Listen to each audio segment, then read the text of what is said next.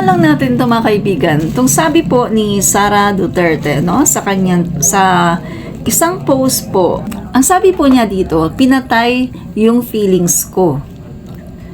Namanhid na ako simula last year. Public naman yung buhay ko eh. Balikan nyo na lang yung mga pangyayari. Wala na akong maramdaman. Hindi ko alam kung anong nangyari, pinatay yung feelings ko. Wow!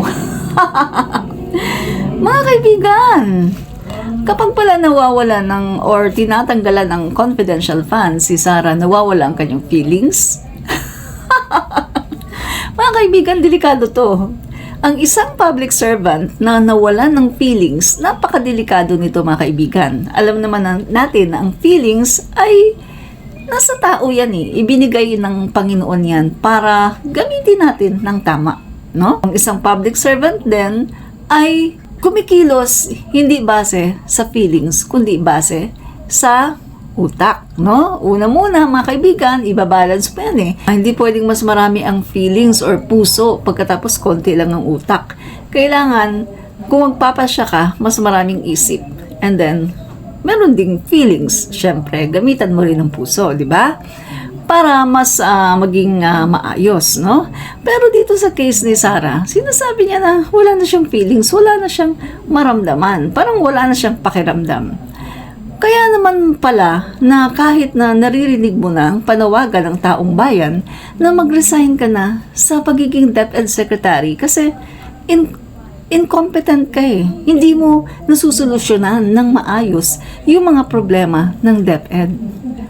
At patuloy pa rin no, yung ang kalidad ng edukasyon sa ating bansa ay napakababa pa rin mga kaibigan kung ikukumpara sa ating mga kapitbahay sa Asia. So, eto yung sinasabi ng mga Pilipino, mga kaibigan. Humingi siya ng 100 billion para daw isolve ang lahat ng mga problema sa basic education.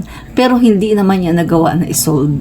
So, ang panawagan ng taong bayan ay mag-resign ka na sa pagiging DepEd Secretary at hayaan mo na ilagay dyan ang isang tao na talagang merong kaalaman at talagang master niya ang field ng education para mas maging maganda ang kinalabasan ng kalidad ng edukasyon ng ating bansa.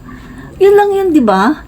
So, hindi na niya maramdaman mga guys, hindi na siya makaramdam. Kaya naman hindi niya maramdaman ang mga Pilipino, ang taong bayan na nagpapababa sa kanya sa pwesto sa pagiging DepEd Secretary. Wala na siyang pakiramdam. Kung titingnan natin mga guys, nakakabahala to. Dahil para sa isang government official na walang pakiramdam, para sa isang government official na manhid, ano yun? So kapag merong mga reklamo, hindi mo na maramdaman. Kapag merong mga disgusto sa'yo, hindi mo na maramdaman. Di ba dapat unang-una, i-accept mo na merong mga ganitong bagay na nangyari. Merong mga disgusto sa'yo, merong mga tao na nire-raise nila yung mga problema sa DepEd. Dapat di ba ino-acknowledge mo ito? Yun talaga ang dapat na gawin ng isang DepEd Secretary. I-acknowledge. Kung merong mga basihan, i-acknowledge mo. At sa tingin ko naman, yung mga reklamo naman, may mga basihan naman. Diba? Kasi, diba, yung sa PISA result, nangungulela tayo. Yung mga classrooms na napakalaki ng target ng DepEd, pero hindi naman na-deliver. Yung matatag curriculum na ikaw mismo nagsabi na hindi mo na-review dahil wala kang background sa education. Yung ghost students na dati ay 12,000 lang, tapos naging 19,000. Ano na ang update nun? Tapos yung mga bank accounts ng DepEd, ano na yung update doon? No? So, yun mga kaibigan, no? Ang mga kababayan natin ay nananawagan sa DepEd Secretary. Kaya naman pala hindi siya bumababa sa pwesto dahil wala naman talaga siyang pakiramdam. Hindi na niya nararamdaman ang mga sentimiento ng taong bayan. Look at PBBM, di ba? Although, kaunti lang ang nagsasabi na mag-resign ka na dyan, maglagay ka na lang ng bagong secretary para matutukan. Kaunti lang naman sila eh. Pero pinakinggan sila ni PBBM kahit kaunti lang sila. Diba? Kasi ako sa totoo lang, gusto ko si PBBM doon.